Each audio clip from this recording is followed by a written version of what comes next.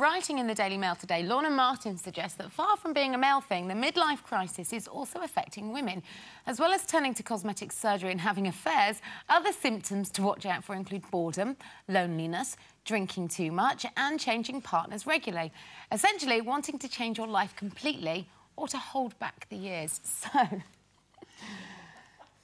have we been there and done that? Are we in the thick of it? I'm almost scared to float the question. Well, I guess I'm the person that ticks all the boxes. I guess I've been in a midlife crisis all my life. But No, you haven't. No, when I turned 50, I think that was the time it hit me most of all, I guess. And I found it very hard to cope with it. But don't forget that I'd been through bad things. I was on my own. You know, loneliness is one of the worst things, isn't it, when you're on your own? Eventually, that comes at you. And I did think that surgery would help. It didn't help. It doesn't help. It doesn't change you. It doesn't change anything. And I think that was the worst thing for me. I think loneliness is a hard thing to cope with when you're on your own, but you have to come to terms with it. That's the end of the story. I think I look at somebody like Carol, who I find as a role model is a very good role model in the sense that she's strong. Well, she's a strong woman. She's not a people pleaser. She doesn't have, you know, she doesn't bow or kowtow to anybody. She is her own person.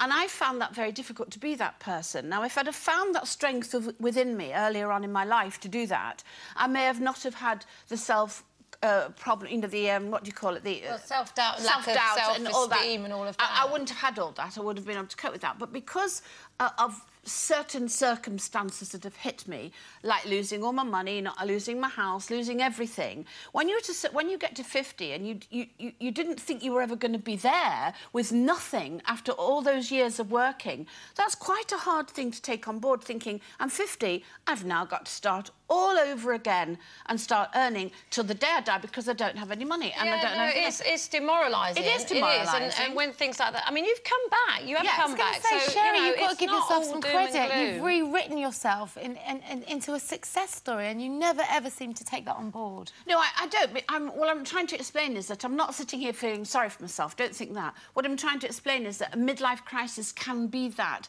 And it's sometimes hard to every day bolster yourself and come out of it. Well, that's what I'm saying. I know some people deal with it in different ways. I mean, I've never had anything like, you know, a massive crisis where, you know, I've never slipped into those habits, the ones that you just listed. What, extreme drinking, not shopping? in a serious... Yeah, but I've always done that. You know, she does that for enjoyment. I do that for fun. I don't do it to drown any kind of angst or sorrow. But, you know, there was a time when, you know, for a couple of years, just as I was coming up to 40, or just after 40 it might have been, and I wasn't working too much and I didn't have much to do, and I don't know, just I began to think this isn't the way it's supposed to be. Yeah. And, you know, I don't know what happened, but every morning I would get up and I would force myself, even though I had nowhere to go, no job, I would get up and put a suit on and go around my house in a suit. I don't know. No, I did it because I thought I could see how easy it could be to just lay in bed all day, watch daytime telly and wear a tracksuit and eat cornflakes, you know. Feel we're fighting back. That made you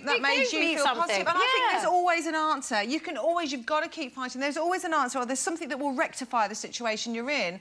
I mean, I was living probably a year with Jake, and then, well, from being split up from my ex. And I had my best friend who was we're so close, Sarah, and she moved to America. And I remember the day she left, I felt so lost. I thought, right, I've done 15 years in the West End Theatre. I don't want to do that. I want to put my baby to bed. What on earth am I going to do to pay the bills? So I put my house on the market. I thought, I'm going home to Birmingham. I've got my family. Everything will be fine. And although I knew it was the wrong thing to do, I needed to make a decision. I needed to make a move. And I spoke to my friend that night, and I was sobbing down the phone. And I said, I don't know whether I'm making the right decision. I wish my dad was here so he could tell me, you know. And she said, I don't think you are. Think about it. And the next morning, I got a call from the BBC asking me to be vocal coach for How Do You Solve a Problem Like Maria? And that was it. And it was like, there was my answer. But I was in such a despair. But there's always an answer. There is always a solution. You've just got to look for it. That's what I think. Absolutely. Well, there's always an answer and there's always a competition question.